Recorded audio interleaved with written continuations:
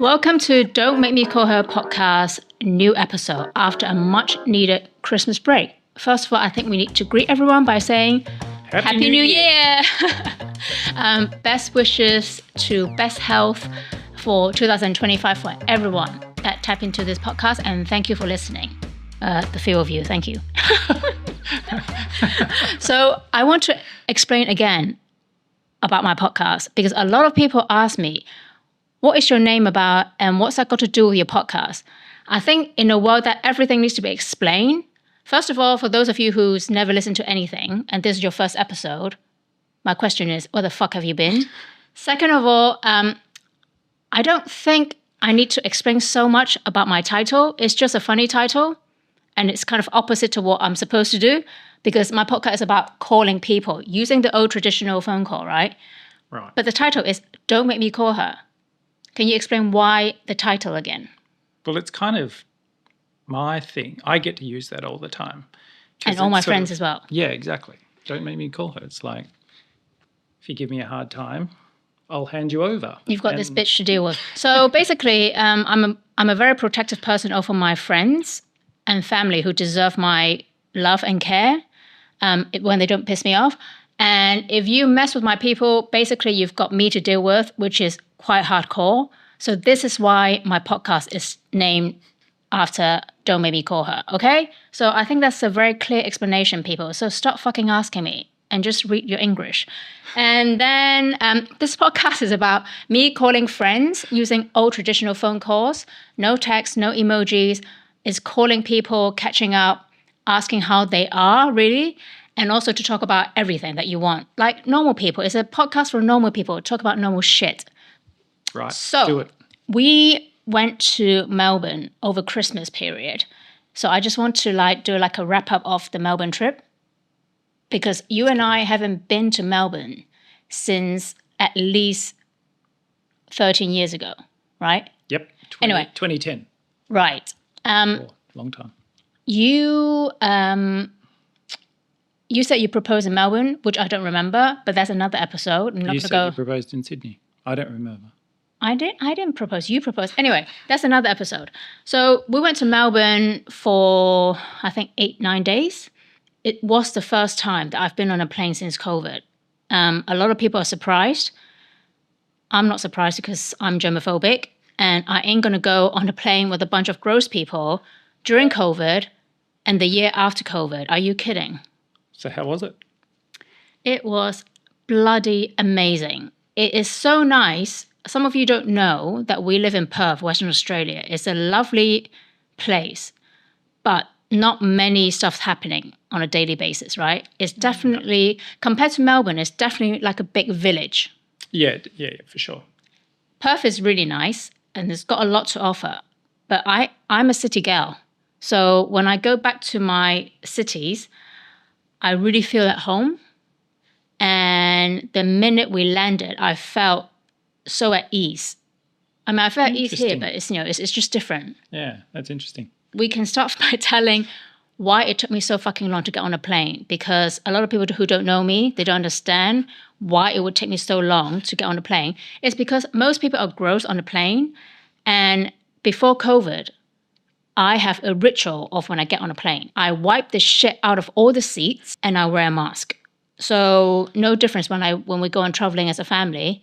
I know you don't like doing it and you get embarrassed when you have to wipe everything down. So I can do it for you. I don't give a fuck what other people think. It's like having your own personal service. Yes, exactly. Someone to clean for you. So we got on a plane. I took up my wipes, start wiping the shit down. And a friend of mine who's a pilot in Hong Kong, and he told me they never ever clean the plane. Especially the tray is the worst. And then the pocket in the front where you put shit in it is the most gross because people put puke in it and people put all sorts of crap in it and they never clean it. I don't know how many times I've dropped the tray down to find someone else's lunch on there still. Gross. So this is why it takes me so long to take the courage to fly. And also, I'm really bad with turbulence and I freak myself out. So for me, it's a lot to take on when I go on a plane now. So we got on a plane. I was cleaning the shit out. I was so glad to see a few people wore masks on the plane that are white people, which I was quite surprised. It's probably like 10%. Yeah, so people were kind of looking at us wearing masks. Oh, are they sick? Do they have COVID? But the thing is, you don't have to be sick to wear a mask. You're just protecting yourself and other people. You don't want to get their sickness, especially when we're going traveling to a place for holiday. I don't want to get sick when I'm there. No, of course. So I planned out the trip quite well. I can't remember anything about Melbourne. So I planned it out with restaurants and where to go. And thanks to Instagram, it's the only time that I really like social media. When you start tapping into, like restaurants in Melbourne, you start getting the whole algorithm. You are very good at that. Yeah. So I want to share our journey by separating day by day. Is this a best of, or is it sort of? Oh yeah, this is the best. I'm not going to shout out to every single fucking person. I mean, come on, we don't have time. So first of all, can we talk about the Uber saga? Oh fuck, God, that was a good introduction, wasn't it? Yeah, thanks Uber. So we don't really use Uber in Perth because we have our own car. No, so I was trying to quickly set up an account the night before. Of course, we were getting to the airport, and managed to get everything set up, and lo and behold, overnight, they managed to block my account and boot me off. So we wake up in the morning ready to go to the airport, and they're like, yeah, you don't have a driver, you don't have a car, sorry, and you've been locked out of your account. So that went really well. I was pretty happy about that. Yeah. Half an hour before you got to leave and just stressing the hell out. They only gave you a notice like 6:40, which is ridiculous. Yeah. The worst thing was we weren't sure whether we would have a car or not, right? That was why it was so stressful. I had no way of checking. They said the car was coming, but I couldn't contact them. So it was like, what am I supposed to do here? And they lock you out because they said you were doing suspicious activity, yeah, which I don't even know what you could do. But they wouldn't tell me what it was. No explanation, nothing. And then you can't get to any customer service to complain. And then when it comes to that situation, when it comes to like catching a plane, it's actually quite stressful when you cancel people's car at the last minute for no reason. But luckily, a car came over and picked us up. And big shout out to our Uber driver. So a lovely guy from Bhutan who's our Uber driver. And he set our trip very well by putting a positivity in our trip. He was so cool. He was so cool. So now, you know what, Uber, fuck you. We don't need you to take us to the airport anymore because we've got Uyan. Anyway, so day one we arrived, it was late afternoon. We were staying at a South Bank, which is very touristy, but actually our spot was actually quite far away from all the tourists, which was nice. It was so nice to be in a place with people. That was it, just being lost in a crowd. Because it sort of doesn't happen here. So no, it's so rare that you get lost in a crowd here because you're always stuck in a car. But throughout the whole trip, I was very conscious about safety.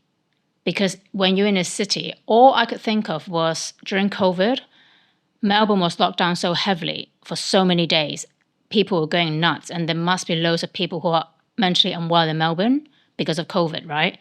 I was very concerned about being on the street, like knife attack, car slamming into people during Christmas. So I was kind of like an FBI agent and just fucking like scan everyone.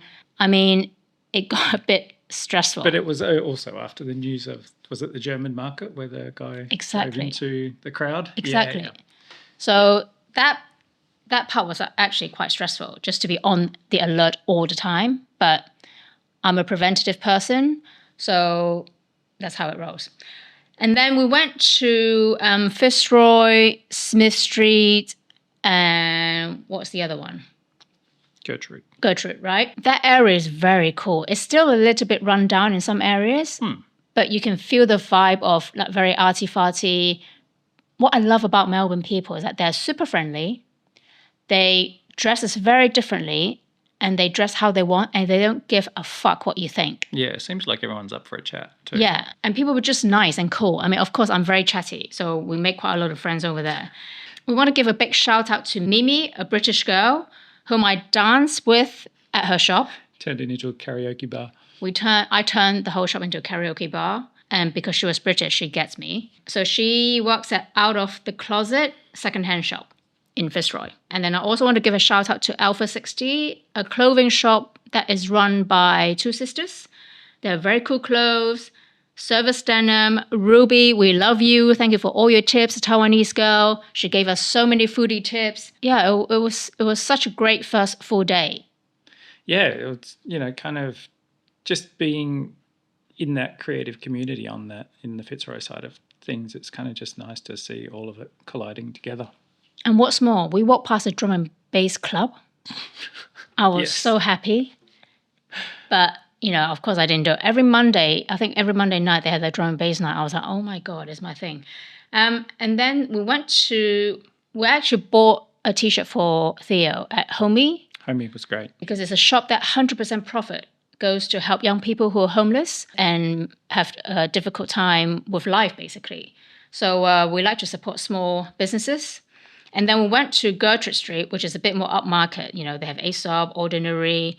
They had a really lovely Australian-made perfume shop called Flanner. Flanner? Yeah. Flanner. And then we talked to the woman who owns it, and she was super helpful. It's a really lush shop. The interior is lovely. Like the smell just walking into that store. I could have stayed in there all day. And everything's made in Australia, so I hope she can flourish into other country. And then day 3, Kusama exhibition in the National Gallery of Victoria. I mean, that show blew my mind, only because we're so lacking of international artists in Perth.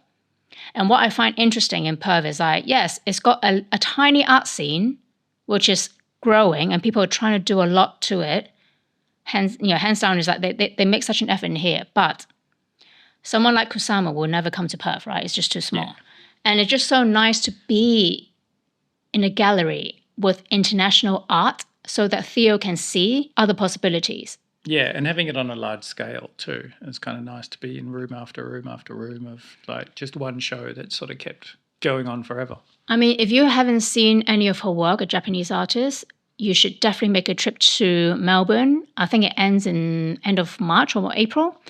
It's definitely worth going just to see. I mean, we spent, I don't know how many hours there, and I think we went the first week after it opens, and it wasn't crowded. I mean, there was a bit of a queue in some areas, but it's definitely not claustrophobic. Believe me, I know. So it's definitely worth going and check it out. It is so much fun and so inspiring. Straight after the exhibition, I already thought what I can do at home, what kind of painting I'm going to do. And that's when I thought, right, when you don't live in a big city, this is what I miss the most. Having lived in London, Paris, and, this is what I miss the most. Yeah, exposure. It just kind of, connects you back to the international world that you're used to. So it's kind of, nice to just immerse yourself in artists like that for a whole day of just, floating through rooms like that. Yeah, and what they did so amazingly outside the gallery, on the street, they wrapped all the trees around with her signature polka dots, pink cool. and white, all around the tree, all along the street. It's so cool. And then they had this TV screens at the bottom of the grass area on the road with moving electronic birds. Mm-hmm. That was a different artist, but it wasn't. Yeah. But it was kind of nice. But that kind of small touch, it is so much fun to look at, and you can tell that the city puts a lot of effort into the arts and culture side. Yeah, it sure does. Which is so great. And then we took the tram ride. It's so nice to take the tram, all the graffitis, all the fashion. I mean, do you remember we were waiting for the tram on the platform just outside the NGV? Yeah. And there was this guy wearing, he must be in his late 20s or early 30s. And he was wearing a complete dress. Yes, I do remember. And he didn't give a shit what people were looking at him or not looking at him. And it was just so refreshing. It was a great look. It was so really cool. Refreshing to see that people can just be who they are and be themselves, which I'm all for it. And then on a Saturday morning, we went to Fitzroy Market, which is amazing. It's not so much the product in the market. No. Again, it's sort of people watching, and that's kind of what was really cool about it. It's a nice place to sort of, hang out and just immerse in that crowd. Yeah. And then we went to Carlton to walk around, which is a really nice area. And then there was this shop which sell spices and herbs. It's called, I'm trying to read this in German. Gewürzhaus. Yeah. Really cute shop, isn't it? That was great. You go in and you can smell the spices and the herbs, and they've got all these really old style wooden little drawers, like a cupboard thing, and it was just so Yeah, cute. because they were sort of milling them in the shop for you, so all that smell kind of dragged out into the street. Yeah. And then the next day we went to Abbotsford Convent, and that was a really chill afternoon because you go into this convent, it's basically like a big park with restaurants and cafes inside, and it's just chill. Yeah, it's sort of half farm, half convent, and half school. Yeah. Well, third each. There you go. I mean, you pretty much, the minute I stepped in, I feel all very nunnery and I kind of want to pray. Really? No. That's a stretch. But you just feel the tranquility of it. Yeah, that's what it was. It's so chill. And there was a Steiner school that we went in, and they have like animal farms in there, and it was a really nice atmosphere just to hang out for the afternoon. And then we also explored different areas like South Yarra, Pran, all these different areas in Melbourne that we were really checking out because we just want to know. We haven't been for ages. I mean, we met so many people on this trip that are so friendly and super cool. Can we give a shout out to Sion? Absolutely. Sione? Yeah, Sione. Yes. From New Zealand. So he had a pop-up shop. His shop is called Loaf. Lowf. So when I saw it, I was like, oh, I like the aesthetic of the brand. So we went in, and there's, T-shirts and, like casual chic wear. Everything's, like designed and done in Australia. He's from New Zealand, used to play rugby. That's right. And now he's got this brand. So we started talking, and super cool guy, super chill guy. And then, now we're Instagram friends. And then after that, we went to Botanic Garden, Government House, and then we went to the Tauda Endo in Queen's Victoria Garden, the whole... the M Pavilion. Yeah, the M Pavilion, which is amazing. Like, that would never come to Perth. I kind of like that when you just walk into it and it's all just... everything sort of relaxes. It's like, oh, that's right. Yeah. Nice space. And you feel like you're in Japan. Because that reminded me of Naoshima, because Naoshima has a lot of his work, right? Yeah. Cool. And it's bang in the middle of the city, which is such a contrast. You have like buzzing city, and then you're in a garden, a park, and then you have that huge concrete, M Pavilion. It's just so cool. I mean, I think finished at the end of March as well. So you should definitely go and check it out. Yeah, you don't even notice the city really. It sort of disappears into the background. Yeah, you feel like you're in somewhere else. Yeah. And then we also checked out all these kind of like vintage shop, which I'm a huge fan of. I bought a few things, and it's been a really fruitful trip. And just to meet all these different people and then talk to them and see what their life is about. I mean, wherever we went to, I will strike up a conversation, and we'll be there for like at least half an hour to an hour. Jason, for the first 10 minutes, will eye roll me and just go, here we go again. It wasn't a conversation. It was more like an interview that went on forever. Well, I like to know how people live in their city. No, so, anyway, it was really good fun. And so I want to shout out to James at the On store, the spot shop, at Emporium Shopping Mall. Yes, your shoes. Yeah. So the brand that Zendaya, my goddess, advertises for On, they have a flagship store only in Melbourne, not even Sydney, man. So I think it's quite interesting when brands choose to go to Melbourne instead of Sydney. Yeah. I can see why. It's kind of... Why? Just the kind of creative community, I think, of Melbourne sort of has a different vibe. Yeah. So James is studying RMIT fashion as well. And I kind of feel like this whole trip, the universe has lined up all these people that somehow we all have a link with them. So even Holly, our Uber driver, the lady, we were talking, exchanging parenting tips. And then we found out she is a black belt karate, Sifu. And then, our son does karate. So they were talking about karate. Everyone we spoke to, we have some kind of link, right? But even the Rubik's Cube that Theo was playing with, and then the guy in the On shop was a international speed cuber. That was kind of funny too. We sort of walked in and Theo was playing away, and then, turns out the guy was sort of giving him some help and some instructions on how to figure out that one. I mean, what are the odds of him being like a champion, or he entered all these competitions with Rubik's Cube? Yeah. It's so weird, like of all people, right? So that's why this city gives me really good vibes. And not to mention, I met I met many Hong Kong people actually this trip. And even my son said to me, how come you keep meeting these Hong Kong people? And I'm like, it's just how I roll, you know? I attract my people. So I just want to give another 2 big shout out to YNC shop in Prang. The owner is called Yvonne. She has a very small shop, and you can find her on Instagram, YNC_111. So it's a very small shop on the Prang area high street. And she sells everything Japanese. Cute Japanese tote bag, cute glasses, cute toys and T-shirts. And we started talking. Glasses. Yeah, and we started talking, and then she's been there for 2 years.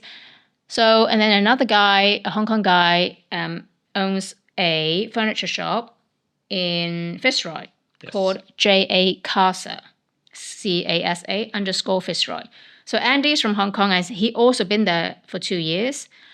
And what I find interesting, so we spoke about rent with these shops, and I cannot fucking believe how much cheaper it is to run a small business in Melbourne. The rent is nothing compared to Hong Kong. So he told me how much he was renting per month, and how big is the space? The space is huge. He told me how much he was paying, and we were both laughing about if it was in Hong Kong, he would have paid at least 5 to 6 times more for even a tiny shop. You couldn't even get one of those in Hong Kong. It was just too big for Hong Kong. It's crazy. So now I've got all these content, and I'm just so grateful. So let's talk about food. What's your favorite? To talk about, what's your favorite restaurant? What's the most memorable restaurant that we went to eat? I was a big fan of Brico in Carlton. So big shout out to Josh and Phil, who owns the restaurant. Oh, that one was brilliant. I think between that one and what was the other one called? Bistro. Yeah. Those two were pretty amazing. One slightly more, upmarket than the other in terms of just decor and whatever else. But I just kind of like the casualness of Brico was great. And you think Bistro is more upmarket? Slightly. By 2% more. It wasn't sort of hugely apparent, but I just like the vibe of the staff at Brico was super cool. They kind of really pulled it all together. The food was, they were both brilliant. They were both on par with each other. But you like Brico more because you said they're more experimental. Yeah, it was more unexpected. To be honest, I thought they were both really good because, I spent a lot of time researching. So if I book you, that means you're worth my time to go because I filter out the shit, So both of them I really like. Brico I like more only because of Josh and Phil because they're super friendly, super nice. And then other place, Loon Croissant. Oh my God. Yes. That place, first of all, I'm like, how many fucking croissants can you sell to sustain paying rent in this huge warehouse? Yeah. The place was packed and they have many staff and they have a very specific look with their staff, right? I like how it was sort of a little kitchen within a kitchen sort of vibe. Yeah, they sort of built inside a freestanding workspace inside the bigger space, which was really nice. Yeah. That place was just like mind-blowing. The croissant was amazing. They have maybe like how many different types? Like it was just 5 or 6 different kinds. But they have a bar where you can sit there and then you can book for a session to look at how they make stuff in the middle of the kitchen, which is like open. It's not open plan, but it's got like glass all the way around. Yeah. And I met this couple from Hong Kong, Wilson and Amy, and they gave us tips about where they went to eat, and I told them what we're going to eat. And they told me about the place that you can go and see penguins, but we didn't have time. On Phillip Island. Yes. And this place where you go, they took a private tour with this guy that they gave me the contact, but they said it's from 5 p.m. to 12 a.m. But first of all, we didn't have time. Second of all, I'm a bit worried about traveling at night, like 12, come back in a car at 11 p.m. and 12 a.m. Well, you don't really get a choice. You just got to roll when penguins roll. I know, but I'm like, do I like penguins that much? No. So anyway, so that would be next trip. So then Duke's Coffee Roaster. Can we talk about that fucking place? A tiny... Go back every day. Tiny coffee bar, which is in the middle of the city. Yeah, it's in Flinders Lane. Flinders Lane. And then I heard about it being very famous. There's always a fucking queue. I'm like, I ain't queuing for nothing. No shit. I mean, we did queue, but it went very quickly. I met more Hong Kong people, Macau people, mainland Chinese people. I started talking to them. Theo got sick of me talking to everyone. But the coffee and the pretzel, I mean, come on, people. Damn good. It was so good. And it's just a happening place. I think they won the coffee award for me. Oh, 100%. 100%. Not to mention, Soy 38, the Thai place that we went to the second night. That was brilliant. So SOI 38 is a street Thai restaurant. So they are moving, unfortunately, to somewhere nearby in Burke Street. But the original restaurant is nothing fancy, and you feel like you're in Thailand. It's inside a Wilson car park in the CBD. Yes, lots of plastic stools and fold-out tables and stuff. And yeah. I mean, Theo couldn't eat that much because everything was so spicy. He did good, though. He did really well. Yeah. But what I love about that place is that it's very authentic. And then you go at the back door to go to the toilet. There's another car park area that you can sit down, and there was loads of plastic chairs, and it would just, you feel like you're in Thailand. The whole vibe was perfect. Yeah. So that was really cool. So there's another place where I mentioned briefly called Son-in-Law. It's run by Thai people. It's in a shopping mall in Melbourne Central. And they do very cute, like, cartoon buns, bao. Oh, yes. Hello Kitty bao, Panda bao, Doraemon, Ding Dong bao, all these. I mean, Theo was so happy. Yeah. It's just a really cute place, whether it's super yummy or not is another thing. No, but I think you go there for yeah, exactly. If you have children, definitely take them there because it's fun. And then for the first time, or maybe the second time of his life, I let him eat the candy floss. So it was like what animal was it? Like a something. Oh, it was like a character from a cartoon or something. Yeah, a Japanese but cartoon. it was as big as his head or bigger. Bigger, way bigger than his head. So that was kind of cute. Brunetti, what about Brunetti? The Italian massive cafe restaurant. Oh, I mean, can't complain. Everything was good there. Everything was so good. Coffee was How they good. run this place is amazing. Yeah. No table service. You go in, order your food. But it's quite posh in there, actually. It's sort of traditional in that very Italian way. Yeah. And you can always find a table because that place is fucking huge. And then we've been back quite a few times, but also to use the toilet. At least it's clean. Yeah. I'm all about clean toilets, people. And then Wax Flower Wine Bar with DJ on Legon Street in Brunswick was really cool. Yeah, that was really nice. Very nice. Quite retro interior. The food was really good. Fun crowd too. Yeah. When we first got there, it was actually freezing cold because the aircon was right on top of my head, and I asked him to turn it off. The first waitress was kind of like, wasn't unfriendly, but she wasn't very helpful. Yeah. But then afterwards, she unbunched her knickers, and then she became very helpful. So quite like that. And then we went to Korean barbecue at QV shopping mall, which is great. Miri, yes. Asian Japanese inspired cafe. We went back twice only because they have my favorite cake, strawberry Japanese style sponge cake, and it was legit. That was damn good. And then the cheesecake was very good as well. The Basque cheesecake. So for lunch and dinner, great. And then well, that whole shopping that food area in that place felt very sort of Hong Kong style. Oh yeah, it was nice. And then Le Yellow, Yeahlow, the cake shop. Another connection, right? So the girl who works in that shop was Japanese. Basically, this is how I roll. Anytime I see any Asians, I'm always asking them, are you from Hong Kong? And they go, yes, no, blah, blah, blah. This girl is from Japan. Where's she from again? Kanazawa. Oh, Kanazawa. And then that cake was really good, actually. What was it? It was like cherry cake. Like a black forest cherry cake, but it was not sweet. It was just right, and it was just delicious. So definitely check it out. It's in the CBD. And then can we talk about my favorite people? Blakeaway in South Yarra. So we were checking. Blakeaway? Listen, we were walking around. Yes. And I saw this shop which sells a lot of ceramics and food, whatever and stuff. It didn't look like a cafe, but I spotted they had a coffee machine.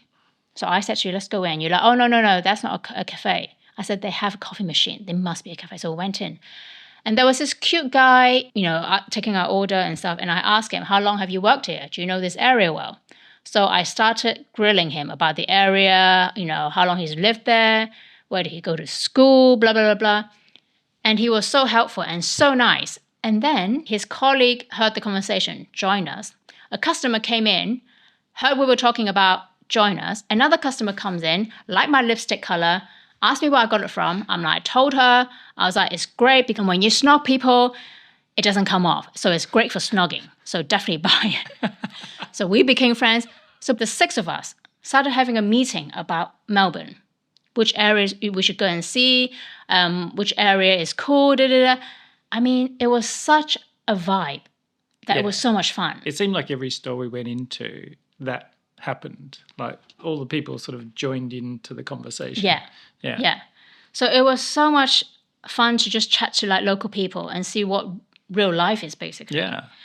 I mean, that sums up mostly everything. And Blakeaway is a shop that we went to in South Yarra. Really want to give a shout out to Sam and Chelsea because they were so nice and so much fun. They really were. And guide us to all these amazing places and tips. And basically, we need to talk about Muji. So we found Muji in one of the shopping malls. And basically, the first day we discovered there was a Muji, we went back twice in a day. And then the day after, and the day after, and the day after, because it felt like home in Hong Kong. Every city needs a Muji. And I wish to have a Muji cafe. Then we'll be eating it every day. Yeah, of course. But it was Theo's. Theo was very small when he was young, living in Hong Kong, so he doesn't remember Muji. But as soon as he stepped foot in that place, oh my God, he basically bought the whole shop. He loves all the stationery there. So yeah, that's our wrap up for Melbourne. It's such a great city. If you haven't been, you really should go. I highly recommend to stay there for at least 5 to 7 days. Yeah, and be ready to walk. And be ready to walk. We did at least 10 to 20,000 steps every day. But it was just so much to take in that you don't really notice. Yeah, easy to do. And all pretty flat. Yeah, it was really amazing. So now we're back in the big village in Perth, and it's just a different vibe. Yes. I am missing Melbourne, but we will return. Won't be long. We'll get there. So let's ask Theo what was his favourite memory of Melbourne. Get his top 5. TT! Hello. T, what's your top 5 for Melbourne? What did you think was the best bit? I needed more time to think about this. Or where's your favourite restaurant that we went to? The favourite restaurant is Brico. Oh, why is that? Wow. Good. He's such a foodie. I mean, he's a real mini food critic. Yes, we totally agree. What another favourite place in Melbourne? Muji. Why Muji? What did you get there? Everything that you could ask for. You're so honky, man. That's why he's half honky. So what's your best memory of this trip? Other than Muji, I'd say... Exactly. And was it jumping around in... Yes.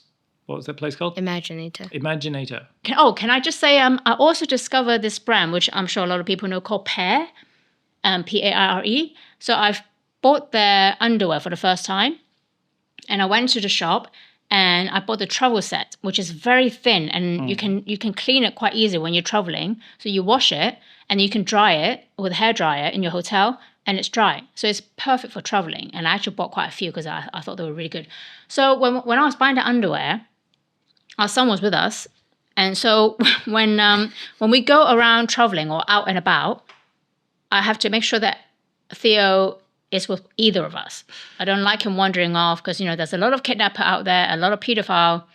And of course, you being white and it's carefree, we were in the middle of the shopping mall, and I was buying my underwear, and then Theo walked off, and I just couldn't see him for a minute, and he was chasing you, and you completely ignored him, and you didn't even know where he was. So I had to scream out the shop, just going, "Take care of your son!"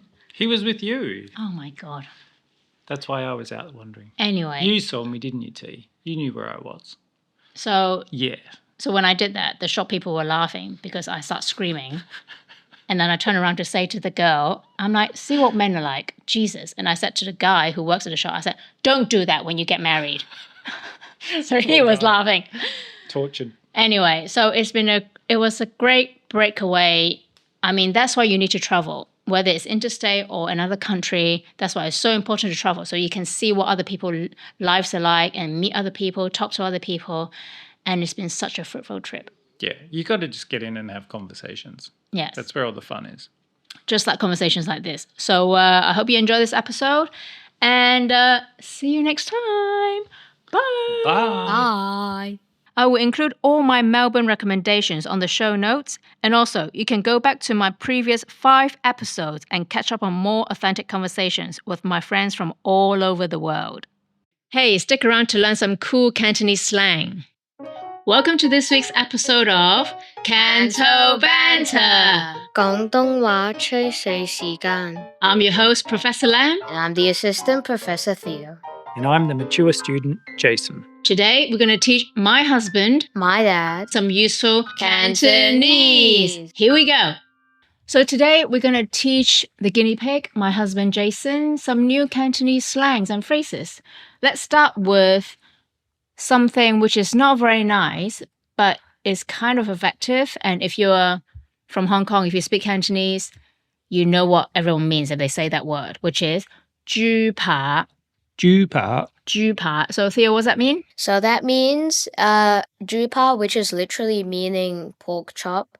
So it means ugly or not nice looking, which you would generally describe somebody that doesn't look good. Yes. I mean, Yeah. so that you know that a lot of phrases in Cantonese, when you describe something, is all food related. But everything's food related. It's actually quite funny. It's food related. So when you describe someone who's not very good looking or like someone who's ugly, they go, oh my God, 好豬扒. 佢個樣好豬扒, like his face is very pork chop. So you know that that's not a good looking person, which is quite mean, but It's harsh. It's very harsh. Right. So that's that. So today we're going to do more 豬 stuff. 豬 means pig. And this one is 豬咁蠢. 豬咁蠢. Yeah. 蠢 means stupid. 豬咁蠢 means as stupid as a pig, which is kind of contradicting because pig's actually quite smart, an animal. So Theo, can you repeat that, please? 豬咁蠢. 豬咁蠢. Also, sneak peek for next episode or future episodes, that the tragic accident is also related with food. Yes. Okay. Good pointer. The last one. What do we have, Theo? So the last one is 面珠燈. Repeat it. Guinea pig. 面珠燈. You said 面珠燈, not 面珠燈. That was pretty close though, wasn't it? One more time. 面珠燈. Yes. Okay. So what does that mean, Theo? So that means 面珠燈 is cheek, like a human face cheek. Yeah, that's all I got. Yeah. So you go, oh, when you see babies, they've got really chubby, cute 面珠燈. You go, oh, 面珠燈好得意，好肥啊. It's very chubby. So that's that. Like so yes. So today we'll learn a lot about 豬, pig. Yeah. 豬扒. That's like half the language of Cantonese is all about 豬扒, 面珠燈, 豬咁蠢. So can the Guilo please repeat it? I've forgotten the last one. Oh my God. I thought I had perimenopause brain fog. Interesting. I've got 面珠燈. Okay. I've said that a lot. Cheeks. Yeah. 豬扒. Yeah. 豬扒. Ugly. Not good looking. And what was the last one? 豬咁蠢. 豬咁蠢. Yeah. Kind of like now, you kind of forgot all these really simple words. you're豬咁蠢. Oh, that is so mean. Burn. How appropriate. Yeah. So that's it for this episode. Until next time. Thank you, professors. And cut. If you enjoy my chat today, please tell a friend, write a review, and give me a 5-star rating to help me climb the chart so I can get the exclusive deal. As if. Follow me on Don't Make Me Call Her on all social media platforms. Tune in every Friday for a new episode. Don't Make Me Call Her podcast series is produced by Herrrooo Production. Music by Lindsay Lai at lindsayli.com. Thank you to all my guests. A big thank you to Jason and Theo Capobianco for joining me each week. Now, pick up the phone and call someone you care about. Bye!